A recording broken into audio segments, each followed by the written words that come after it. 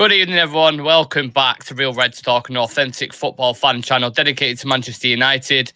This is your breaking news show, and it's all smiles after last night's performance. United are back in the swing of things. Marcus Rashford has been named Premier League Player of the Month. Erik Ten Hag has been named Manager of the Month. For February, we're going to reflect on that. David De Gea had a bit of a worrying performance. We're going to discuss that and his future as well, potential options going forward. And Samuel Luckhurst is reporting Harry Kane is our main target for the number 9 position. So we'll end the show with a bit of transfer talk. But before we dive into it, I have to introduce our guest, Mr. Shreyas Singh. How are you doing? How's your weekend so far? Yeah, the weekend has been nice. The week was a bit of a roller coaster, I would say. Wasn't expecting a lot of things this week, but I think last night I wouldn't say it compensated for it, but at least it was like a good start to actually get on track and start with a little bit of momentum. So it's been an all right week, I would say. And just on the Betis game, obviously the main topics today, like we said, are the player of the month, manager of the month, etc. But just on that game, what was your very quick thoughts on that, if you can, if possible? Yeah, quick. I think Pelistri pretty much ended the tie after coming on. I mean, the Very way, good. yeah, I Very mean, well. he ran around almost 4 defenders. I think he ran through 4 defenders Yeah, I and think on the watch along, Trey, as I said, okay, I was got 9 people around in there. I don't know yeah, how he's doing the thing exactly. there. And he still just went around, went in for the cross, and finally Weghorst got his goal at Old Trafford as well. So, I mean, the thing is, I think Anthony had a very. I think the goal that Anthony scored yesterday was absolutely, amazing. I think the way he was able to curl it around in the, top left hand side corner. I think it was definitely was amazing. But when Pelistri came on, things just started happening a lot on that right hand flank. The moment he came on, you could see, even Bruno, everyone was charging ahead at that time because they wanted to kill off the game, get one goal. Because once there is a 3 goal deficit, you can actually, take a really deep breath and say that, you're pretty much through to the next round. And I think when Pelistri came on, it sort of gave them that impact because he was actually taking defenders on without hesitation. The thing with Anthony was I think he had a very decent performance, but he was hesitating in a couple of situations. I would say that when he came around the box, he was hesitating. I think he could have easily gotten like 2 goals in that game, at least 2 goals in I that game. He could could, have easily chipped. I got an assist as well. So I think overall, right now, I think for me the highlight of this game and something that I could take away from this game was that Pelistri actually deserves more game time than he gets. 100%. I am absolutely behind that. You've obviously saw something. We was questioning, well, not all of us, but like I could see he had a little bit of ability, but I hadn't watched him too much. Obviously, you watched him for Uruguay, etc. And I have a similar thing with Ahmad. Like I've seen levels in his game that where I've watched him previously before, so I believe they can be. And it's exciting in it to have the thoughts of Garnacho, Pelistri, and Ahmad. Young players, all potentially who could play all across the front line. All across the front line. And I think that's why I mentioned it a lot of times as well, that when it comes to the number 10 position or off the wings, I think we are pretty sorted in those positions for the present as well as the future, because right now the players that are coming through to the academy as well, like you mentioned, Ahmad, Pelistri, Garnacho, players like Hannibal Mabry in there as well. So there is a lot of talent in those 3 positions when it comes to the left wing, right wing, and the cam position. I think the only place where you could say the position is still up for grabs is that striker position, because except that, I think in the attack everything is pretty much sorted for Ten Hag. Yeah, absolutely. Yeah. Sam in the chat there. Hello to Sam. He's saying deserves to start in the return leg. Well, you'd think so, wouldn't you? You're 4-1 up. The game's pretty much done and dusted. What I think Ten Hag will probably do, we saw with Nottingham Forest when we played them and we was 3-0 up or whatever it was. We went into the next leg and then played a strong team again. But then he kind of took people off, didn't he, at half time? So that's what I'm kind of expecting. But the game itself, very eventful. Shrey has many things like I touched on. I don't want to talk about the Gea just yet because I want to talk about that later on. So we'll discuss his mistakes, etc., all that kind of stuff, and his future. But yeah, the game in general, did you expect us to bounce back prior to us going into it? I definitely thought that in this game we would be seeing us playing much more stronger, playing much more direct, because I think after that game Ten Hag, I think as fans, as much as sad and as disappointed that we were after that game, we all knew that Ten Hag is definitely give these players a really bad handsome in the training, because Yeah. I really don't think that under Ten Hag, I think it is the first time after the Brentford game that we looked like there is no chemistry between the team, the confidence and the mentality has just fallen off the team. This was the first time after that Brentford game. So that's one thing that Ten Hag was able to get into this team since that Brentford game till this Liverpool game. And I think in that game as well, it could have ended a bit different if we would have taken our chances in the first half. Could have been a different story in that game. But yeah, I think right now, the way that we were able to bounce back, I think it just shows that, Ten Hag has actually worked wonders with the squad. Because take any other team, for example, in the league, if you get beaten 7-0 or 8-0 in a fixture against a, not just top team, but against a, main rival in the league, it is very difficult to, actually come out in the next game itself and score 4 goals and, be able to carry on with momentum. And I think that's why Ten Hag deserves huge credit for it. I think a lot of players stepped up in that game as well, particularly Bruno. I think Bruno stepped a lot in, Yeah. yesterday's fixture, and he definitely had to, because after that game a lot of people were out for him, whether he deserves to be the captain or not, whether he's the right guy to be in charge to lead the team forward. And I think he just showed yesterday that sometimes in certain games you might have a an off game, a blip, but in the longer run, in the bigger picture, Bruno is the guy who is going to lead Manchester United. Yeah. Well, we discussed this last night, and we were saying you take him out of that team would be absolutely devastated. Yeah. Like I remember people calling for Donny van der Beek to start and stuff, and Yeah. saying like he should be in there. But you saw the level of drop off when Donny Exactly. started there. Yeah. Like Donny's an okay player, don't get me wrong, but the work that Bruno puts in on the pitch, the leadership he shows, it's second to none when it comes to a captaincy at Manchester United. We've got 9 people in the chat currently. Make sure you smash like on the video, please. Let us know you enjoy the content, and subscribe to the channel as well, please. It'd mean more than the world to us. We're trying to push from 1,325, I think we're on at the minute, to 1,350. So if you can contribute to that, we'd be more than grateful. We'll discuss Marcus Rashford, player of the month for Shreyas. He spoke about this on social media. He said, over the moon to have won Man United and Premier League player of the month again. I couldn't have done it without the rest of the boys and the staff. Setbacks will happen, but as long as we stay focused and stay together, we will always see the light at the tunnel. And he got asked by United media how he feels about it. He said, it obviously makes me feel really proud that I've managed to do it 3 times. It shows that as a team, we are improving, and hopefully we can continue to do that. And obviously we know no Premier League, no player in Premier League history has more Premier League player of the month awards season and Marcus Rashford. He's got 3 this year: September, January and February. 5 goals, important goals as well, a cup final goal, Shreyas. You know, I know when you look at the others in contention, your Lenos and your Iheanachos for Leicester's and stuff, there is a little bit of an argument there, but there's no doubt he deserves it, innit? Yeah, definitely. I think, I mean, a lot of people and a lot of United fans has been saying that right now he's, the most informed players on the planet. Like right now, Marcus Rashford, even if he has a bad game, he can, come out with 2 goals and an assist, 1 goal or a couple of assists, because he's just on a hot streak right now. And and I think he realizes that as well, because the chances that he's taking and the way he's, expressing himself on the pitch, it shows, the confidence, it shows in his body language as well.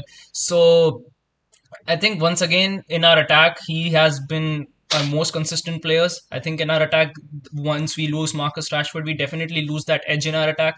So I think Marcus Rashford, ever since Ronaldo has left, he definitely has stepped up a lot. Oh yeah. I think he's completely taken over that mantle of being that focal figure in that attack for us, and he's been doing one hell of a job. I mean, he's played in every single position, as a striker, as a left winger, as a right winger, and he's been contributing goals from every single position. So I think definitely for me, Rashford deserves this player of the month, and more so than that, I think the best thing for us to look into Marcus Rashford right now is that the consistency with which he's delivering for us. I mean, I remember that there used to be a time that, Rashford used to play 10 games. He used to be decent in five. He didn't used to perform that well in five. So, it used to be up and down. But right now, the way the here, it's just a steady line, and he's just going on the way up. And Yeah. I think the major part about this increase and this consistency definitely has to be Ten Hag and the assistant managers that have been working close up with him, because up until now I don't really think that Marcus Rashford had the chance to actually be developed as a player. I think this is the first season you could say that he genuinely has developed his game. He's looked into his mistakes and he's corrected them, and he's becoming an overall a much more complete player. And right now he's versatile enough to play as a striker as well for us. So Rashford right now, I think in his position right now, I think he's the best in the league. Yeah.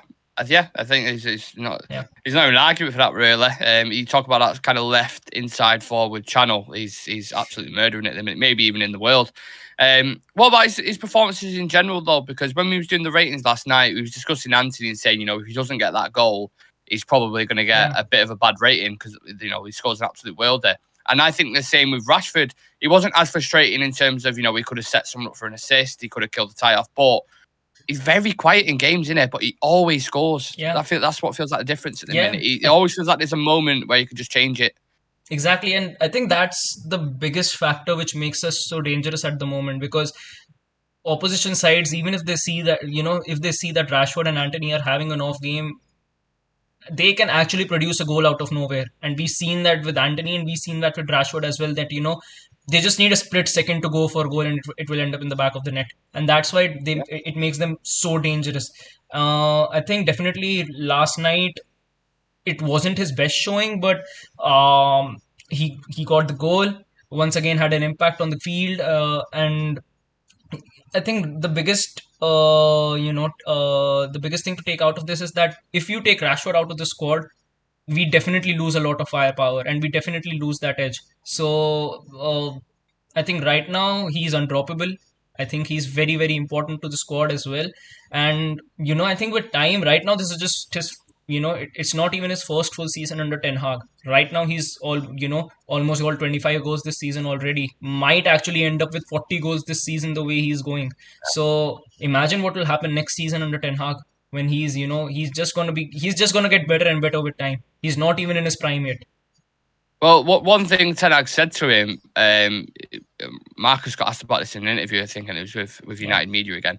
And he got asked, like, what is it that he's done that's like gives you so much confidence? And he said, you will always have a moment within that 90 minutes. You could be quiet for the full 70, 80. There'll be one opportunity that you will get because of the quality of players you've got behind you. And if you take that moment, you'll get your goals. Don't worry about it. And that's exactly what he's done. I want to bring up an interesting topic. I'm just trying to get the YouTube up now so I can put a poll out, because I was discussing this with my mates before, and I think it's a very, very interesting thing to discuss. A few little echoes of Ballon d'Or shouts. And when you think about it, I know this sounds absolutely ridiculous at the minute, and I know people will be like, what are you talking about, Ballon d'Or? He's not even dingy or whatever. But, right, hear me out. Yeah. So, your usual winners, Ronaldo's Saudi League, not much significance over there, with all due respect. Lionel Messi's got good figures for PSG. I think he's got 13 goals and 12 assists or something. So 25 goal involvements, which is fantastic. But they've gone out of the Champions League yet again in a round of 16, which is for the fifth time, I believe, something along the lines of that. Erling Haaland's been a fantastic goal scorer for Manchester City. But are they going to win anything? Will they flop in the Champions League again? We've already got a trophy under our belt. We can still win a couple more. So talk to me. I'm more than willing to listen, Shreyas. Who's in the conversation? Vinicius, Benzema.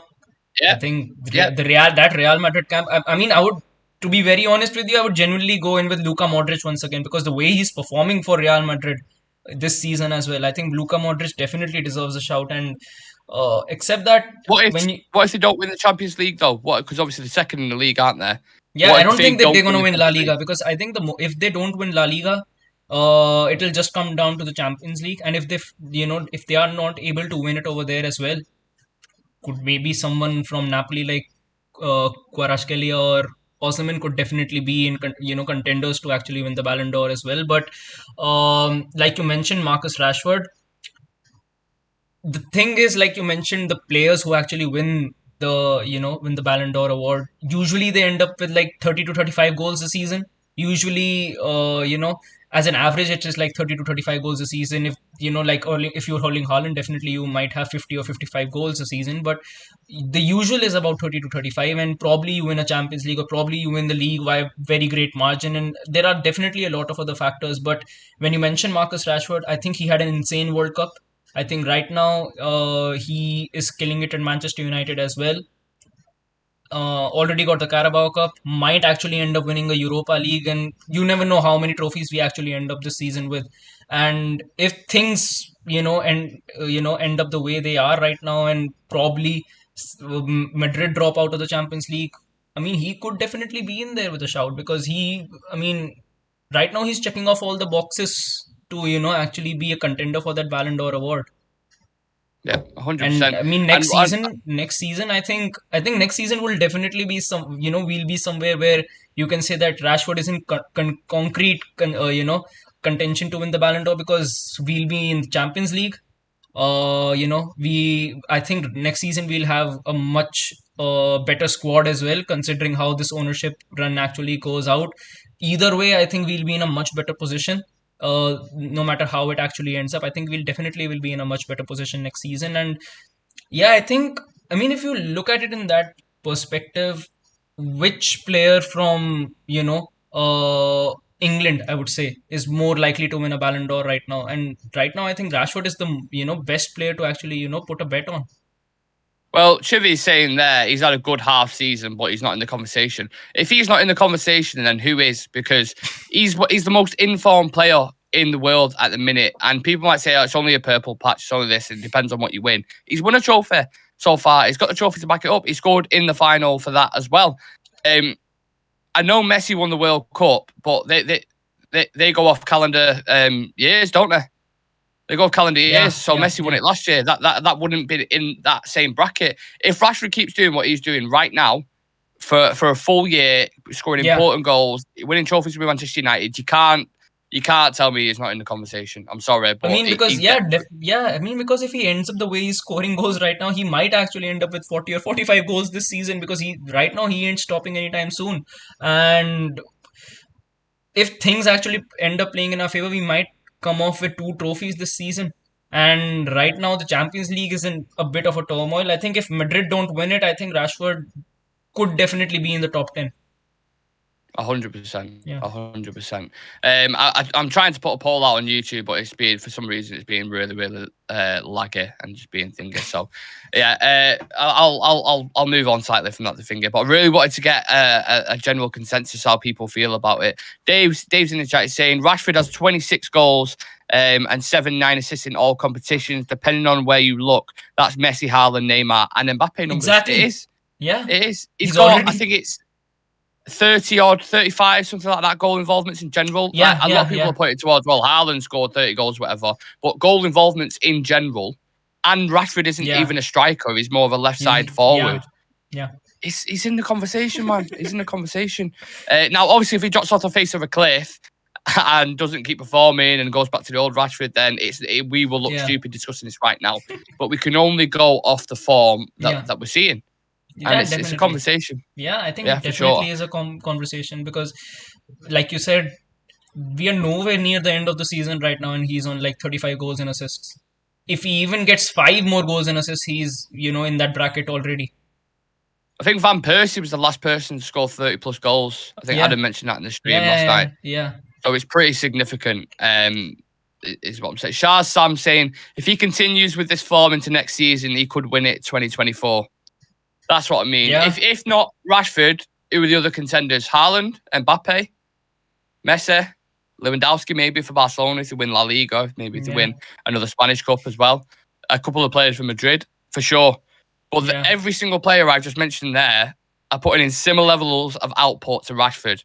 And the Premier League is the toughest league in the world right now. So when is the last time a Prem player actually won the Ballon d'Or award?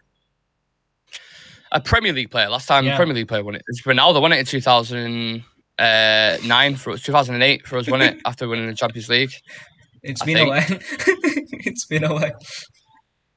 Yeah, it's been a hot minute. It's been a hot minute. Yeah. And then I think Rooney was voted second, won it. But apart from that, it's Yeah. been Messi, Ronaldo, and then I think it was Modric won, Kaká. yeah. Was it one? Modric as well.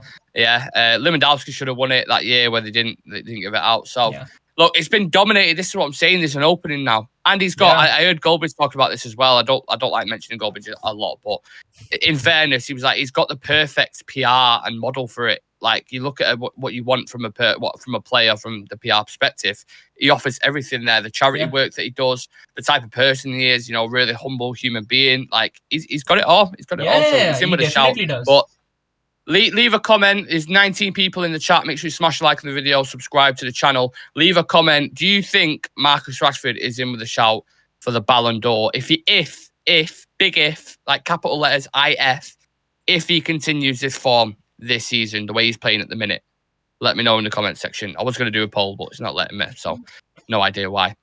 From player to mentor, Treyas, one of the biggest reasons why Marcus Rashford's been performing how he is Erik Ten Hag. He's received an award as well, and he's the first Manchester United manager since Sir Alex Ferguson to win multiple Premier League Manager of the Month awards. So another one breaking records. He wins the award after an unbeaten run in February. I think the other two contenders were Antonio Conte and I think it was Marco Silva for Fulham. They've both done well, but Ten Hag unbeaten.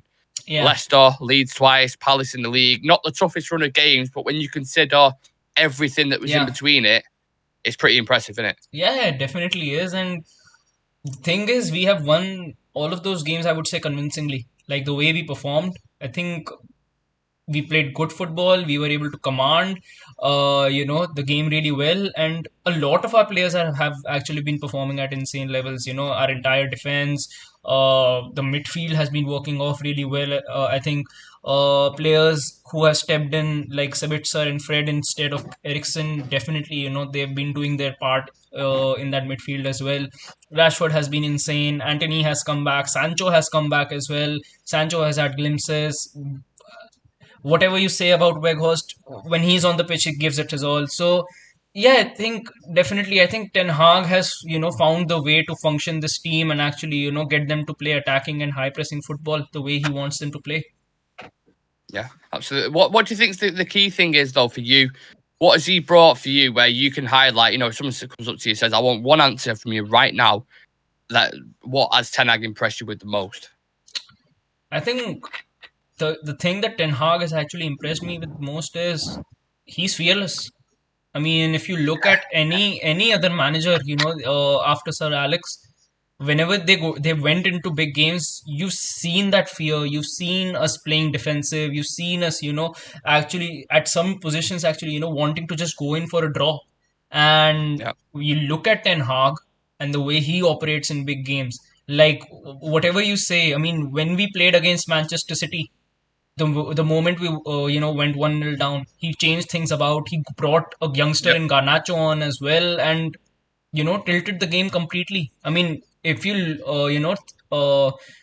under Oli or under under Mourinho or any other manager, if you around the 65th or 70th minute mark, you've been playing against Man City and you went down 1-0, you wouldn't even think about actually getting a draw in that game as well, let alone get a victory. So I think Ten Hag, he doesn't really care who his opponent is. He wants to play on the front foot. He wants to attack them. He doesn't want to play defensive. And that's the one thing that I love about him the most, that, no matter who he comes up against, no matter what the records have been as well. I mean, we used to struggle a lot against Spanish teams in European competitions like Villarreal, you mentioned Atletico.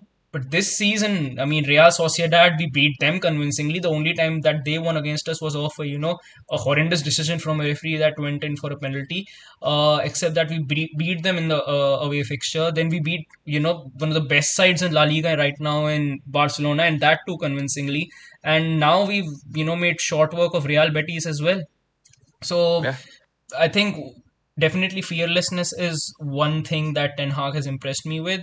And other than that, the way he's integrated the squad, I mean, last season, if you would have looked at the squad, the way the locker room was, players leaking information out of the locker room every single time, the way he's, managed all of the things that have happened during his tenure.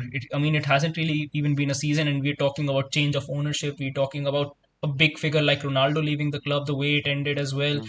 So there have been a lot of factors, but Ten Hag, he's been unfazed by every single one of them. So Do you know what it reminds me of? Do you know in the Spider? Have you ever watched Spider-Man, the most recent one, yeah, where yeah, everything fucked up and he has to go to yeah, Doctor Strange, yeah, and Doctor Strange has got all these things that he's kind of just like arranging and sorting out, and that's what he's done. You talk about the yeah, Marcus Rashford situation. Your most informed hot player at the time, with always a stick ground, and he ends up a couple minutes late for a meeting, dropped. yeah, Doesn't care, dropped for 45 minutes. Brings him on at the second half of the decision. Rashford gets your goal. Everybody makes up. Jadon Sancho, not fit enough, not working hard, not working in the team. Send him away for 15 games, I think, in total he missed.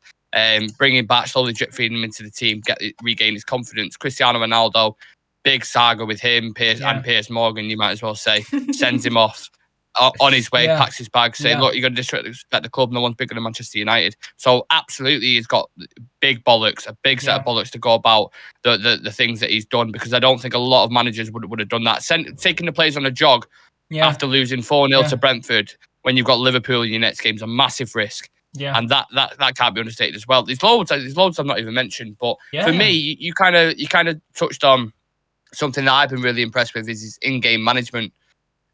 When he just addresses things in a game, he looks at it. yeah, Steve McLaren spoke about it loads, and he said he's so good at it. You could just look at him and say, right, what needs changing? And he'll just bang within seconds change it. City, Arsenal, the first Liverpool game, like there's been so many games this season where we've gone in at half time and we've been confident, haven't we? Because just be like, yeah, he'll definitely. bring a few subs on. Yeah, and that's the thing. He's not really stubborn. He knows that, when he actually has to make the decisions. I mean, you look at managers like Pep and all these managers, when they go in with a decision, they don't really change it. They No. just respect it and, stick with it for the entire 90 minutes. But Ten Hag, the moment he sees something isn't working, he just shifts it up. And that's what happened in the first game against Chelsea that we played this season. The moment he saw that, Kovacic came on and the game is shifting a bit, he made the changes, and at the end, Casemiro got that header and we were able to get that draw. So Yeah.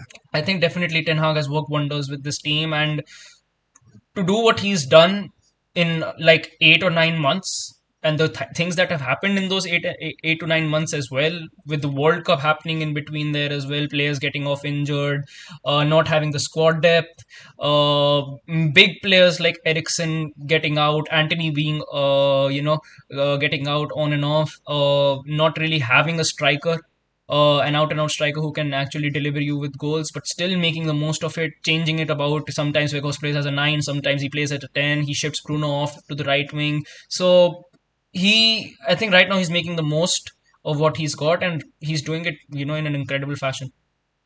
Yeah. Long live Erik Ten Hag.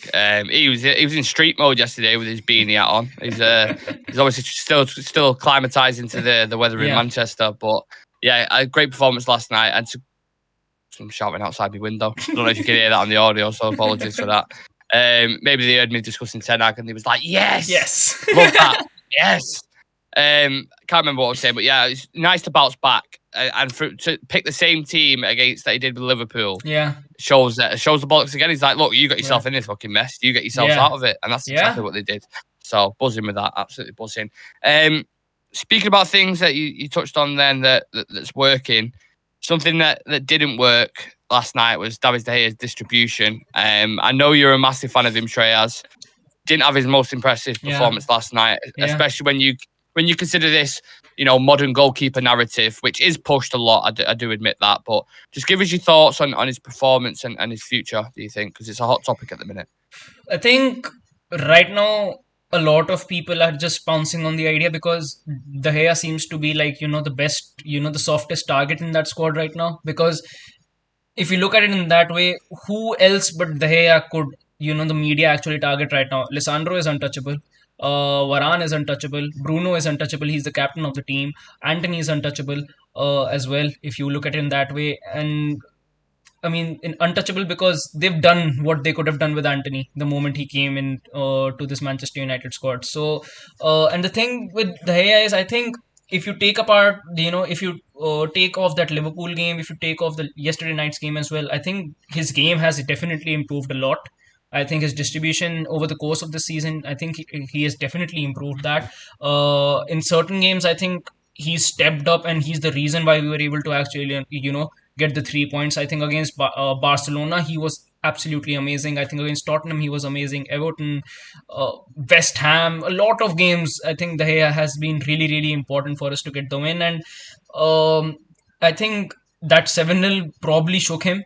I think it could happen to any keeper as well, because the moment the moment you concede like 6 to 7 goals, of course it takes you by shock. After you probably I think he's kept the second most clean sheets this season behind Nick Pope. So I think I think right now it probably could have been just shock. But yeah, I think yesterday he was poor. Could have cost us last night as well. But I think he can definitely get back. He's been doing this job for like 10 to 11 years now, and he's by far been one of our most consistent players. He's been there.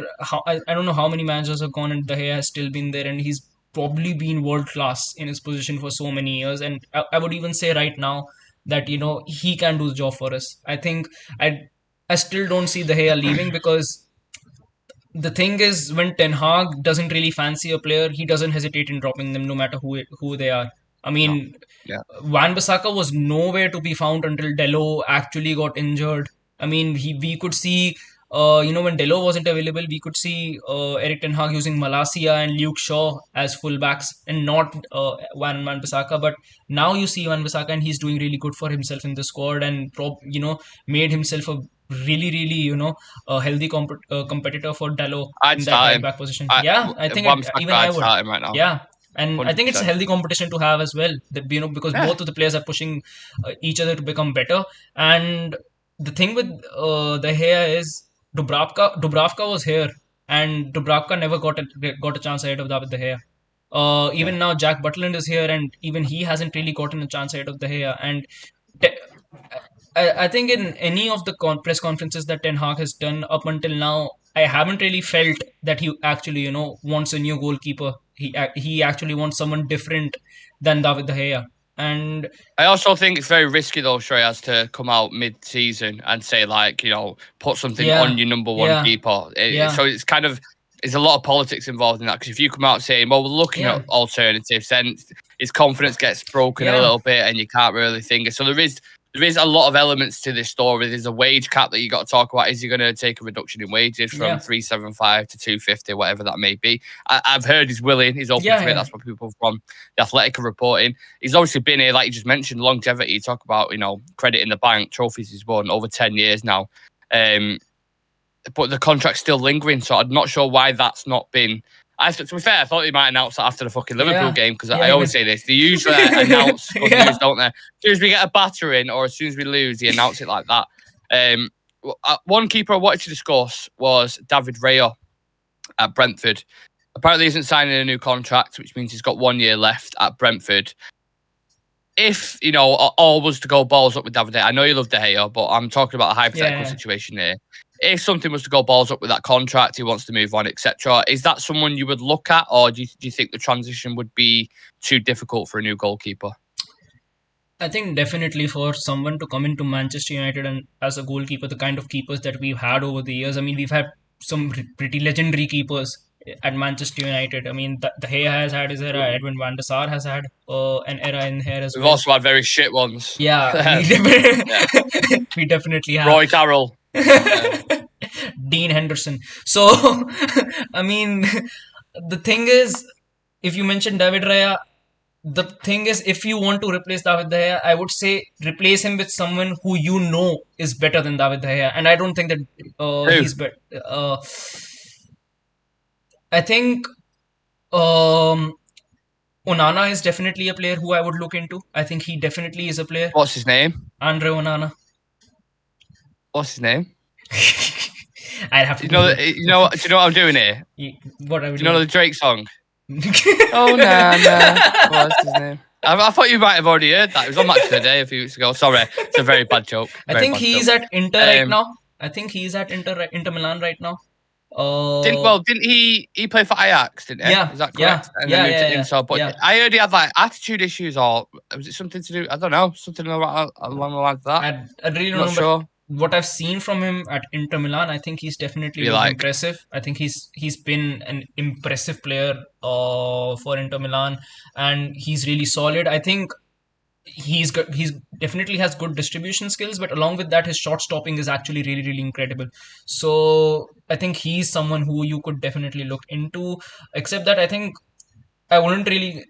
I've seen a lot of hype around. I think it is Diogo Costa from Porto, but I yeah, actually don't fancy him because the moment I saw him at the World Cup for Portugal, terrible.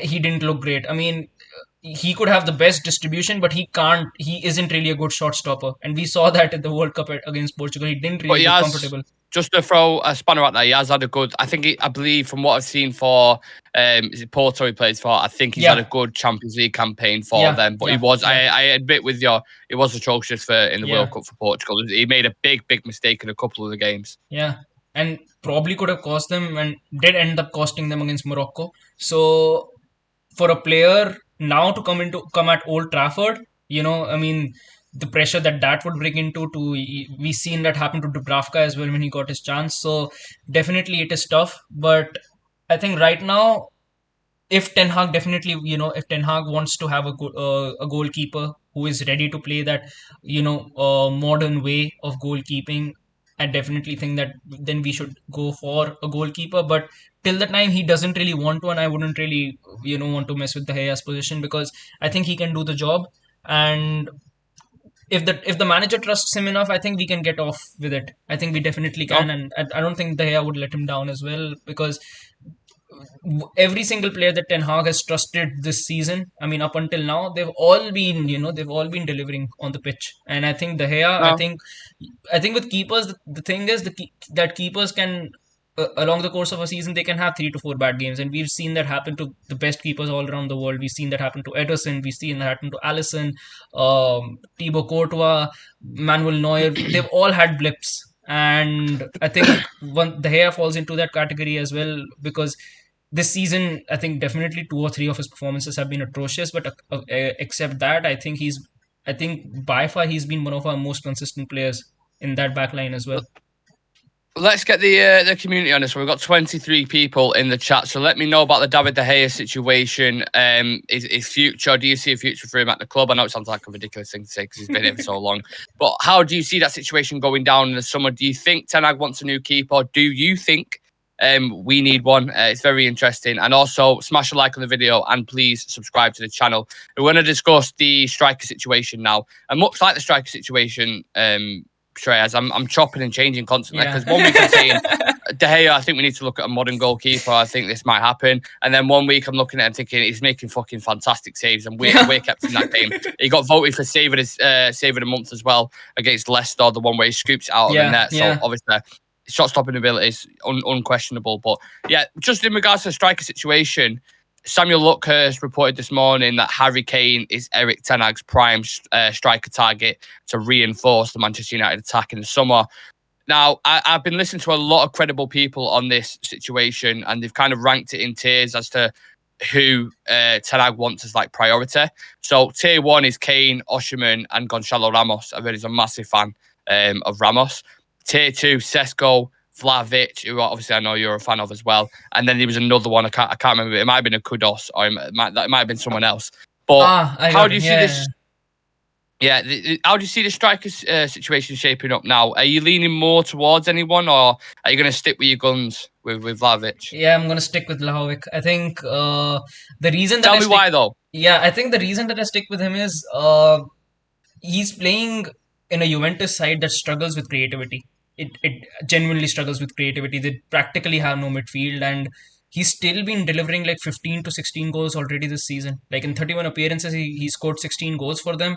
And for a striker to score that amount of goals when they've got pretty much no service I mean, it shows that they're definitely doing something right on just their behalf. I mean, I think it's just been um him and Chiesa and Di Maria who have been along the goals, and the midfield for I think practically 2 months didn't have any single assist, like any assist at all, and still they've been scoring goals, and that's all down to Vlahovic and being there. And I think another reason is the kind of striker that Ten Hag actually likes to work with.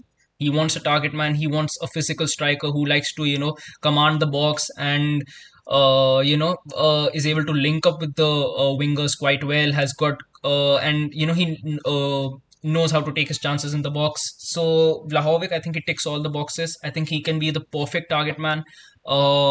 He's very physical in the box. He knows how to dictate and command the box as well, and he is able to link up with the wingers really really well. And for Ten Hag, the way he likes to create overloads at the flanks, I think Vlahovic can do the job really really well. But if he definitely wants someone like a Harry Kane, if he wants someone like an Osimhen or Sesko, definitely back him, because if you get Harry Kane, the thing is, Harry Kane is a kind of a striker who pretty much guarantees you 20 to 25 goals a season, and Yeah. that's what you want from your striker, like to score 20 to 25 goals a season. I think Harry Kane is 30 now or 29, so Yeah. 30. yeah, so probably get a couple of good years out of him. But then once again, you might end up in that category where you're looking for a striker after 2 years, a trend that we've been following for quite some time. So that I think with Kane, the only gamble is the longevity, as to how long Kane can keep the stats up, how long Kane is able to stay fit as well, avoid injuries, and deliver on the pitch. Because I think Harry Kane is an exceptional player. I think if you want goals, Harry Kane is the perfect man for that job. But if you look at it in the longer picture, I think someone like a Vlahovic or Osimhen would fit much better, because then you've pretty much secured a striker for the next probably 6 to 7 seasons. And if they don't work out, you're not in a situation where they're in their mid 30s and you're not able to offload them. You could probably sell them, and even for a profit.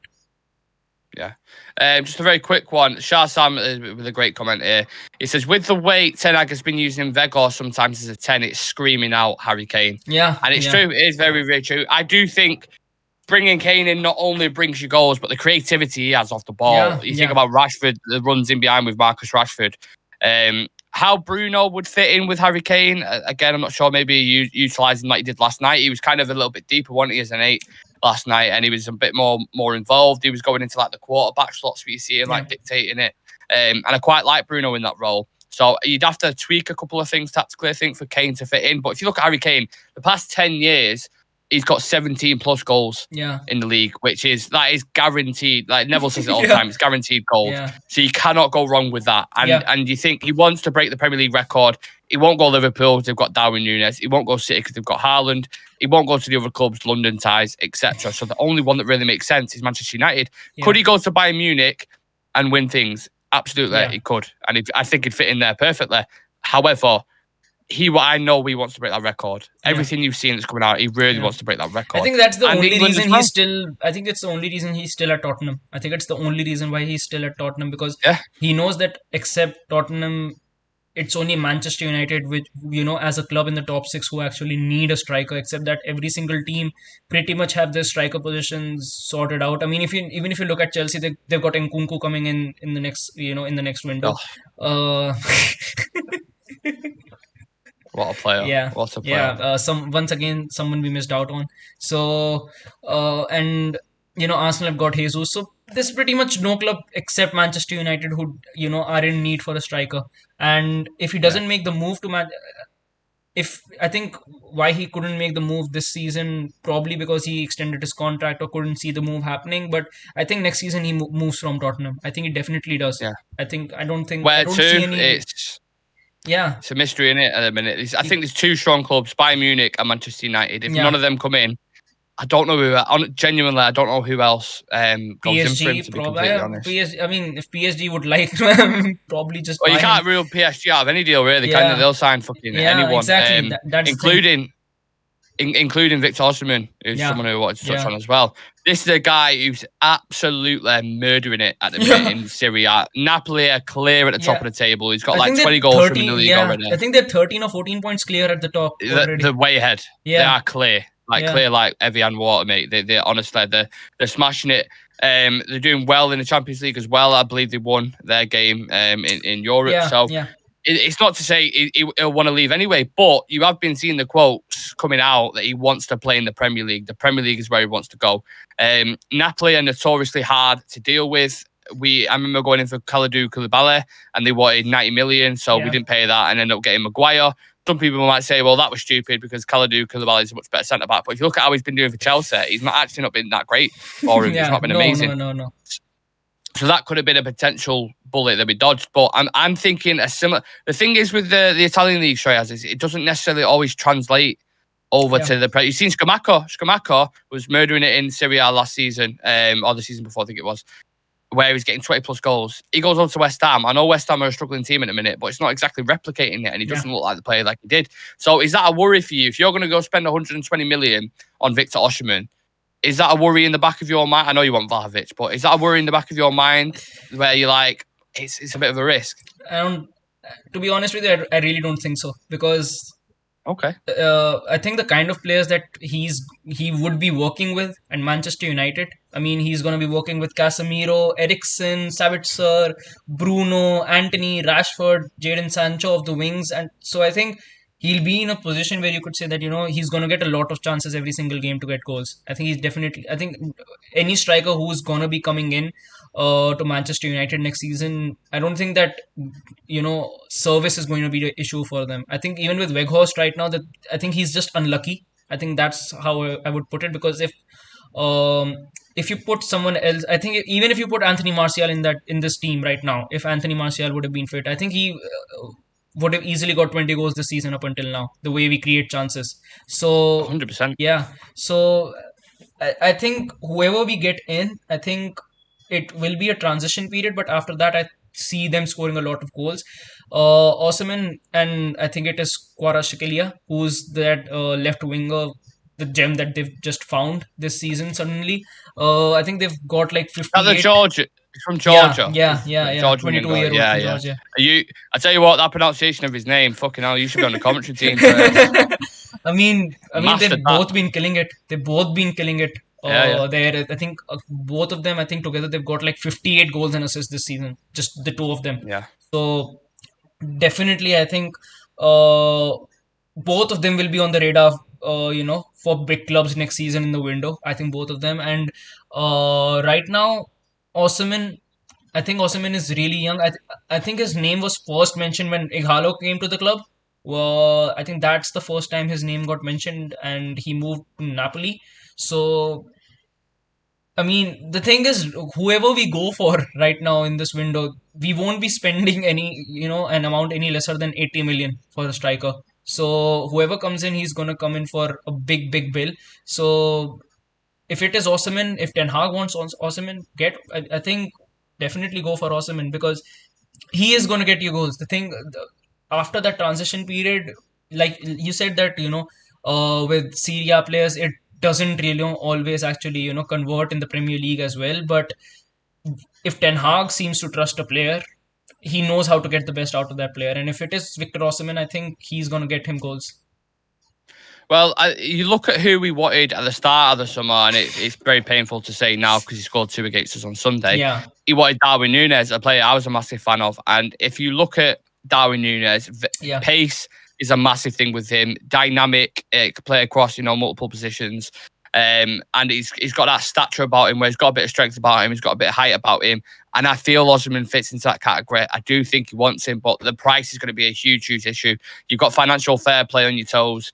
You go out, splash 120, 130 million on Osimhen. How much realistically have you got left to go get? If you want to go get a De Jong or a Bellingham or someone like that, you're not leaving yourself much wiggle room to go get that. You know what I'm saying? So the price is definitely going to come into it, and depending on how well we sell, if we sell Harry Maguire, if we sell McTominay, all these guys for 20 to 30 million, whatever it is, plus the wages off the bill, and the wages are already moved, by the way, because that's something that isn't spoken about with Cristiano Ronaldo. His wage thing going off huge, and other ones as well, and free contracts that are going, Phil Jones, Axel Tuanzebe, and a couple more. So that will free up funds, and if we get Champions League football as well, maybe it's achievable. I don't know. I'm not a financial expert, but I would think 70 to 80 million is around the benchmark where they want to pay. And one player who fits into that category, which leads on to my next player, is Gonçalo Ramos.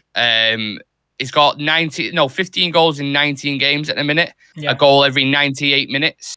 A suspicious video, which has kind of gone under the radar a little bit. But hey, always is enjoying himself, I suppose. He's got a handful of goals. He's definitely enjoying himself.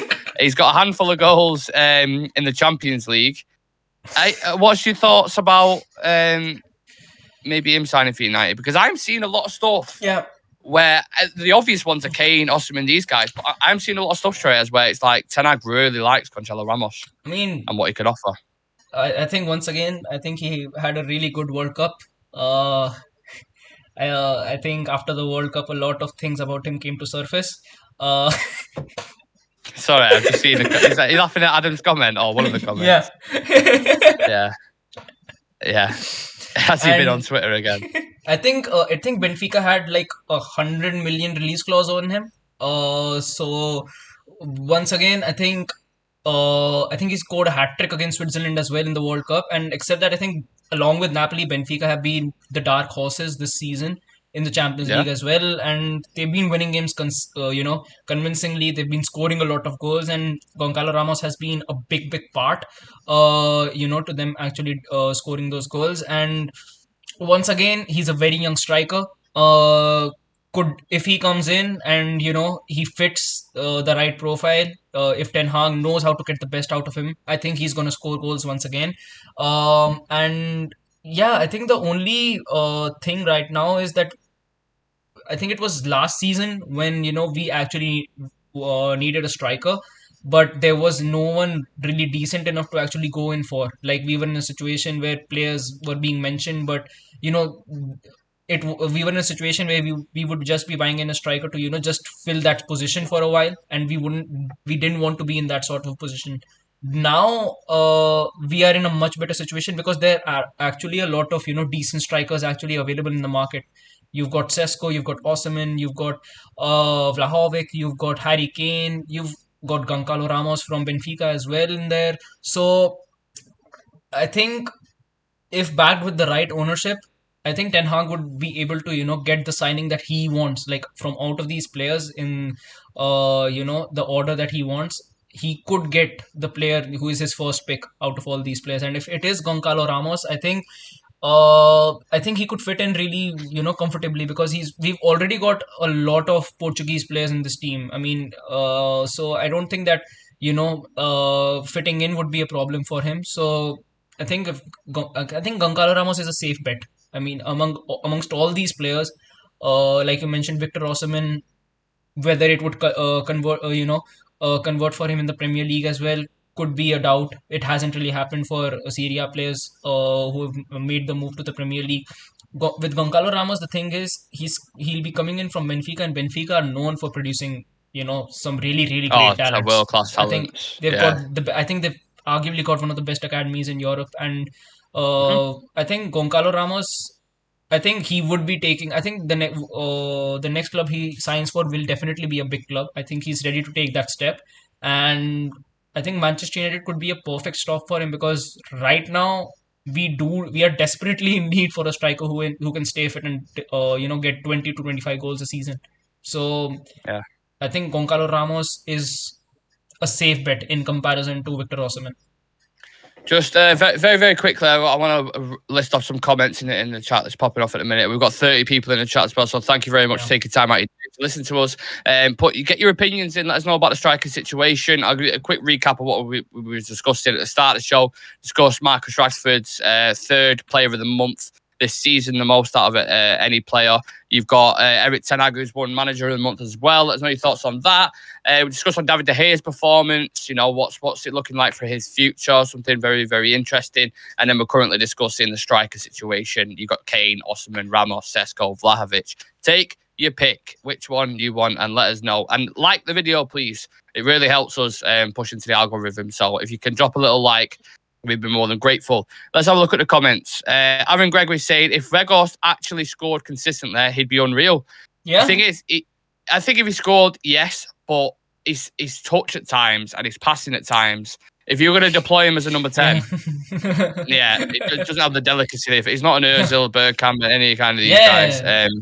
So that's something to consider. Marky Mark's in the chat. Hello to you, mate. Hope you're doing well. And hope you have a nice weekend as well. Saying Rashi Rocky in his second consecutive. It's his third, I think. It's his third Marky Mark. So I think in total it's third, but it is a consecutive second, like back to back.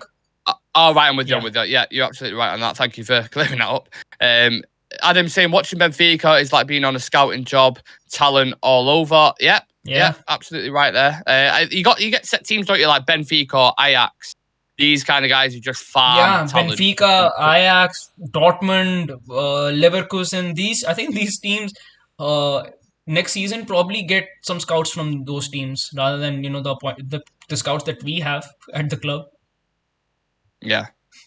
Sorry, I was just someone's going on about Rashford and the Ballon d'Or there. I'll read that out in a second. Aaron saying, what do we think of Ferguson from Brighton? I haven't watched a lot of him, I have to be completely honest. I'm going to set aside half an hour, 45 minutes. I have watched him. I think he's someone who's got loads of potential. I think he can be a top striker, but I think right now it would just be a bit too soon to actually sign a striker like him. I think he's like 18 or 19 years old right now. So I think probably, just keep a close eye on him, what he's doing, how he's developing. And if he is able to keep up the form that he is in right now, probably go in for him. But right now, I think it will be a bit too soon to sign a striker like him. I'm just figuring out I need fucking glasses because I cannot read that person's name. Jenny Neem, I think it is, saying Marcus Rashford for Ballon d'Or. Laughing faces. You can put laughing faces all you want, mate. But if you look at the comparison of the players that are in the discussion right now and things that they've won, tell me that Rashford, if he doesn't continue in his form right now, isn't in contention for that. Listen, I'll listen to the argument. I'm open. For a Ballon d'Or award, you need to have like 30 or 40 goals and assists a season, and you need to have a trophy. And right now, Rashford has got both of them. Yeah, exactly. Ollie Clark is saying, could Martial be available for the Southampton game? It's touch and go again with Martial. He's back in full training, but Ten Hag's very, very cautious about drip feeding him into the team because when he brought him back last time, he played 20 minutes, gone. Brought him back against Everton, played 20 minutes, gone. So you have to be very, very careful with him. And I think, I don't know, at this point, he's going to have to play with bubble wrap around him to continue the season. Because it's annoying, you mentioned before, if you had a fully fit Martial in this team, do you remember when we saw Sancho, Rashford and Martial on the bench? And it was like a scene out of the Avengers. Yeah. And it's like, oh shit, I forgot we had all these players. It's crazy. Exactly. So if you've got a fully fit Martial, I have no doubt he'd have a lot of goals by far. I think once again minutes he's scored, like he's got good conversion rate. He definitely has got good conversion rate, and the thing is, I think Ten Hag likes Martial. I think he knows that if Martial is fit, he can be that striker for him. But Martial is just not fit. I think that's the biggest problem with Martial. I think if, like I mentioned before, if he would have been fit, he could have easily scored 20-25 goals this season. Without a doubt, he could have scored 20-25 goals this season because the way he links up with Sancho and Rashford, like we saw in preseason, Sancho, Rashford and Martial, I think before the season started, that was Ten Hag's go-to front three. Like Martial would be the number 9, Rashford will be the winger, and Sancho will be the wingers. That was the front three that he thought of progressing with pre-season. Yeah, and it looked, it worked really well in pre-season. But how many games has Martial started this season? He's not 6, I think it is in total. Started 6, and we've played like over 30 games already this season. So 6 appearances, just 6 starts out of 30 is not a good rate for a striker. It's his mobility as well, what he offers. Like, I like Weghorst. He puts an absolute shift in, more shift than anyone on the pitch, and he really benefits other players around him. But when it comes to link-up play in certain delicate areas, he can't do what Martial can do in close quarters. He really can't. The way that Martial holds up the ball, I think that hold-up ability is not there with Weghorst. Yeah. Total Ball saying, I see Vegas picking up positions that the likes of Berbatov used to do. Shame his end product isn't there. That's the thing. Like he does some really, really good qualities. I'm not denying that at all. But I don't see honestly, I don't see a future for him beyond maybe as a third striker if he wants to stay like that, and you can use it in some form of capacity in cup games and stuff. But I don't see him as a starting striker. He's a loan from Burnley, from Besiktas, whatever you want to say. He's limited, but he's doing a job for us at the minute, and he has played an important role in certain things. And we needed him because, like you said, Martial has been a box of China plates. You cannot touch him because he's so fragile at the minute.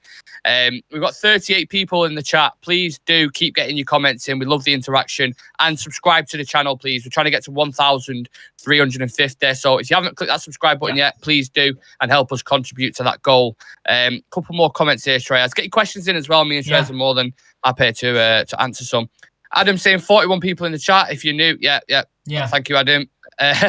Already said that. One thing for sure, if we can get Gonzalo Ramos, is that he can never be charged with a handball because his hands will already be holding the ball. Wow. Dan with a Friday night joke there for you. If you know, you know. Marky Mark saying would prefer the young striker from Napoli to be our number 9, Osimhen. Yeah, it's a good shout. Very, very good shout. Aaron, off topic, what do you both think of Anthony last night? Seemed mixed reviews, but being there, I thought he did really well. It's we slightly touched on it at the start, didn't we, Shreyas? If he wouldn't have got that goal for me, I would have been really frustrated. So many times he got through, and it was just like it wouldn't square it. And then there was so many times where he was 1-on-1. Whereas when Palestri came on, that's what I want to see from Antony, and that's what I want to see from Sancho. And it's mad because we spent £150 million trying to get a right winger in, and you can't put your hand on one of them and say that is definitely that is who we want going forward, because both of them are having ups and downs at the minute. Yeah, I think with Antony right now, I think he's definitely progressing.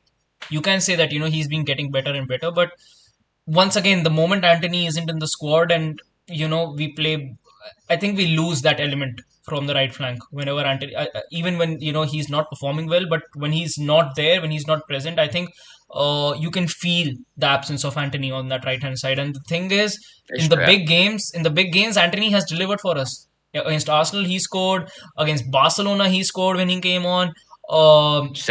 Got the goal against Everton. Against City, he was really, he was really influential. So yeah, I think Antony, I'm not really worried. I think Ten Hag has worked with him, and Ten Hag knows how to get the best out of him as well. So I think we'll be seeing the best of Antony, but it's gonna take a while. I think it's going to be frustrating. It has been frustrating for a bit, but once he's ready, at his 100%, you could see Antony getting a lot more goals, because even now he's getting into the right areas at the right time. It's just that at that last moment he's not able to make that right decision. But except that, I think he's getting in the right areas at the right time. He definitely needs to take defenders without hesitation and be more direct when he's around the box and put more crosses in. Yeah. Also, he's 21 years old. You know what I mean? He's 21. Like, he's still got years and years ahead of him. So, under the right coach and the right development of Ten Hag, I'm sure it'll be absolutely fine. And also, the price tag isn't his fault at all. He didn't pay for that. We overpaid because we've got incompetent people in charge in the board. So that is nothing to do with him at all. Yeah. Total Balls, going back to the comment before with the Ballon d'Or and Rashford, is saying he'd have to win an FA Cup and a Europa for Ballon d'Or. No Mickey Mouse trophies, apparently. I think that's a relatively fair comment, in fairness. That's what I'm saying. If he continues to form he's in, we get top 4, he wins a League Cup, and let's say he wins Europa League or an FA Cup, he's in a discussion for me. 100%. Mickey Mouse when United win it, but when Scousers win it, it's open top bus parade. Sam's firing out. Say it again, Sam. I mean, say it again. Yeah, I mean, it makes sense. Yeah. I think we might have a Liverpool fan in 1 second. Regos is a squad player at best. Yeah, I agree with that, Marky Mark. Again, the name, I'm so sorry. Jenny Naeem. There we go. Michael Owen of Liverpool won Ballon d'Or. Okay, fair enough. I mean, he shouldn't have won it that season. And you know what happened then? And you know what happened then? He came to Manchester United and ended up winning the league with us, not you. Yeah. That's what happened next. Love the replies. Welcome, Total Football. Good to have you. Great show, new round here. Yeah, always welcome. Get your comments in. We love interacting with the community. Dave is in the chat as well. As the last comment I'll think. He says he's limited, but very good at what he's limited to. We need to maximise what he's good at. And again, I agree with that. They're all fair comments. I absolutely agree with you. But I'm just saying, I think when we go into the summer, I don't see it where Weghorst is starting as many games as he is right now. I think it'd be way off. If he does stay, he will be one of them strikers you draft in for a cup game. You know, you're playing a low block of Burnley in the Carabao or something like that. Ironic because he played for Burnley. Or, you know, if you're just playing against Spanish opponents, just get Weghorst on in the midfield because he knows how to be a nuisance. Dust him. Yeah. Smash him. Yeah. And that's what I love about it. I do love his pressing, but I don't know if it's a Liverpool game where I think it was the first half against Liverpool where Rashford was in behind, Anthony was in behind, and there was another situation. I'm just like, if Bruno was in that spot, or if any number 10, James Maddison or someone like that, if they was in that position, they would have been in behind there, and you go 1 or 2 goals up. Yeah. And they're the situations to look at, and I'm like, I like Weghorst, but he is not a number 10 for Manchester United. I don't care what anyone says. He's really not. But he's doing a good job so far. Again, I'm a bit flippant with the situation. I'm flippant with a lot of situations at the minute. We talk about Weghorst. Do you want to keep him? Do you want to go? We talk about De Gea. Every week I'm changing my mind. We talk about the strikers. Every week I'm changing my mind. And I suppose the ultimate thing is, straight as we don't really know because when we're getting new owners or potentially getting new owners. I think I've gotten a name. I've gotten a name that's he would actually spark much more of a debate than even De Gea or Weghorst or any other player, and that's Fred. Do we keep Fred next season because his contract is running up as well? Once again, he's a bench as a bench player. He's really, really great. But if you want to make a profit out of selling Fred, right now is the best moment to do it because how much? I think 30 or 35 million at least for Fred. I think it's a reasonable a reasonable ask to get what. I'd rather take the money for McTominay. If I'm being completely honest. 30 to 35 million. Yeah, but I'm saying in a hypothetical situation, if we are in a situation where we could go and sell Fred for like 35 to 40 million, to be honest, I would take that offer.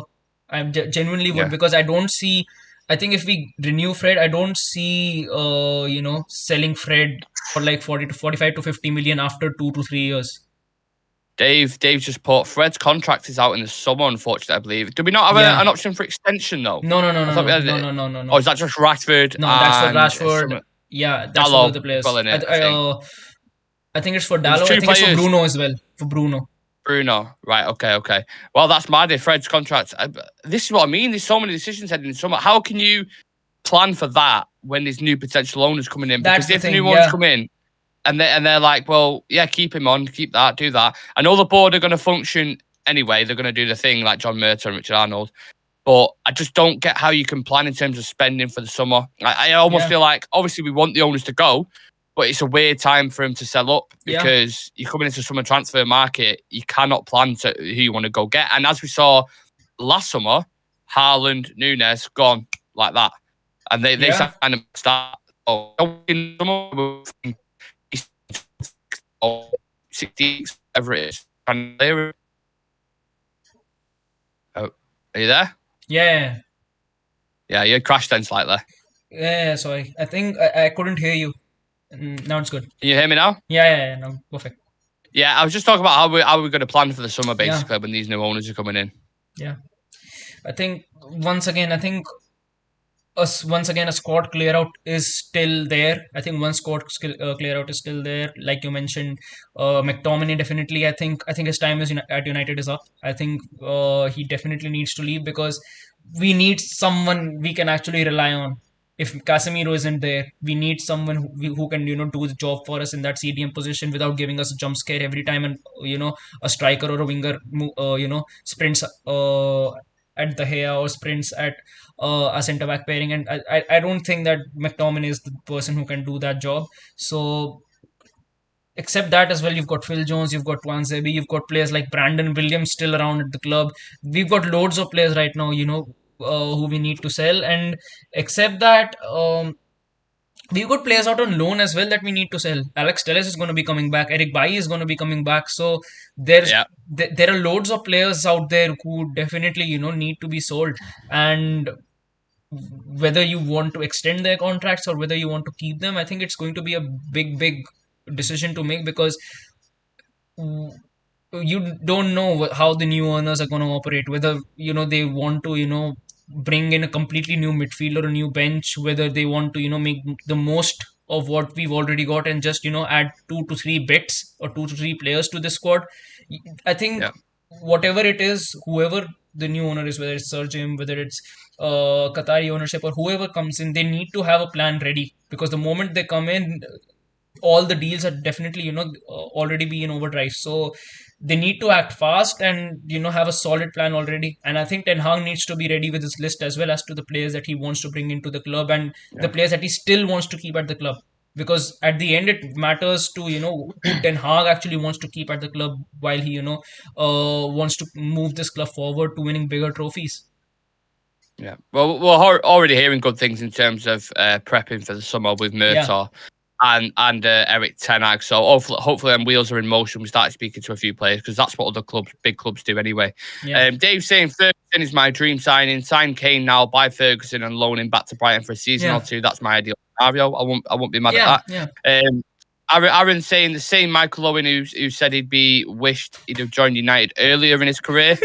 People still going in on that Liverpool fan. Dan saying Rashford is up top with Mbappe and Haaland, and he should get all the praise since he's a United player. Hence, do not get the praise he deserves in a tougher team. It's definitely. City's, in a finished article. Rashford's in a developing team at the minute. Let the Scousers have their parade singing Dua Lipa. Still going on about that bus. I'll read a few more. Oh, we've got Marky Mark weighing in on the De Gea situation, saying David De Gea's distribution from the back is horrendous. He looks like he has 2 left feet. I mean, if you judge it off last night, I think that's a fair assessment. But I do think he has got better. I've seen, bits from him where I'm like, that he wouldn't have done that, under the pass. He would have just booted it straight out. I have seen it. But for me, there's still cobwebs there that need to be addressed. And maybe he can do. He's his own way. He's not even old for a goalkeeper. He's 32? 31, 32. So I think for a goalkeeper, I think you can still get like 3 to 4 good years out of him. Yeah. A lot of fringe players. Erik Ten Hag has got a lot of work to do, but I think he's more than capable of it. I think we have a big squad, but not like one where you can rely on him in big games, if that makes sense. Like we've got some really talented youngsters, Ahmad, Palestra, Garnacho, who we've spoken about before. And then you look at the rest of the squad. I think Hannibal Maysbury is someone they're looking at. Again, I was listening to someone very credible who's been accurate on a lot of things. And they were speaking about Hannibal Maysbury, and they're saying United are liking to look what he's doing at Birmingham, and he could be someone to bring back to be that competition for Bruno Fernandes as the second kind of string thing. So that could be interesting. Ahmad, I think, can operate as a 10. I've said this numerous times because he always operates in that half space anyway. So lots of things to consider with Manchester United, and lots of things to discuss as always. So make sure you smash a like on the video, subscribe to the channel, because we've got loads of content coming your way. We're going to have the Southampton preview tomorrow about 5 o'clock, usually on a Saturday it is. And then I think we kick off at 2 o'clock, is it, on Sunday? But it isn't televised on TV. 2. But nonetheless, I'll still be doing a watch along. So if you haven't got the game to watch, come and join me and we'll interact. The last night was fun for Real Betis. We had muffins. Yeah, it doesn't sound right, that. But say we had muffins spraying everywhere. We had, loads of shit went off. It was a very eventful watch along. Let's just leave it at that. So, Shreyas, if you have any final thoughts, mate, you're more than welcome to share, and then I think we'll sign off.